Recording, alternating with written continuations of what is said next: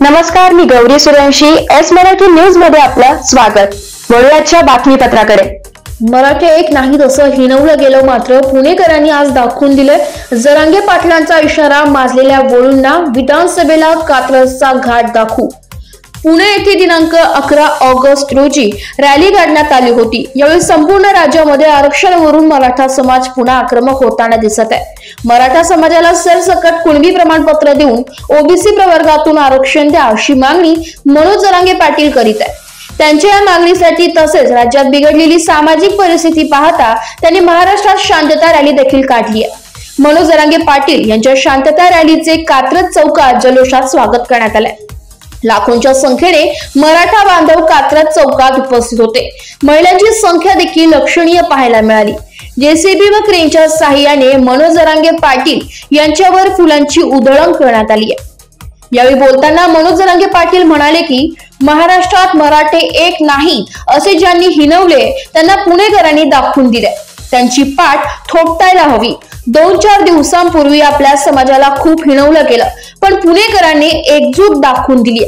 आरक्षण मिळेपर्यंत मला साथ द्या, मागे हटू नका, मी हटत नाही, अशीच एकजूट दाखवा. मला यांनी घेरायचंच ठरवलं आहे, पण आपण बी त्यांच्या छाताडावर पाय ठेवून पुढे जाऊ आणि आरक्षण घेऊनच दाखवू. गोरगरीब लेकरांचे कल्याण केल्याशिवाय मी मागं हटतच नसतो. मुंबईतल्या बऱ्याच जणांना माज आलाय. तो माज उतरवायचे औषध मराठ्यांजवळ आहे. महाराष्ट्रातले जेवढे माजलेले बळू आहेत त्यांना कात्रजचा घाट दाखवू. तुमची लेकरं मोठी व्हावी तेवढाच माझा पण आहे. माझा जीव गेला तरी मी मागे हटत नाही असे जरांगे पाटील म्हणाले. यावेळी समस्त कात्रज ग्रामस्थ व सकल मराठा समाजाच्या वतीने मनोज जरांगे पाटील यांचे हजारोंच्या संख्येने कात्रज चौकात जल्लोषात स्वागत करण्यात आले.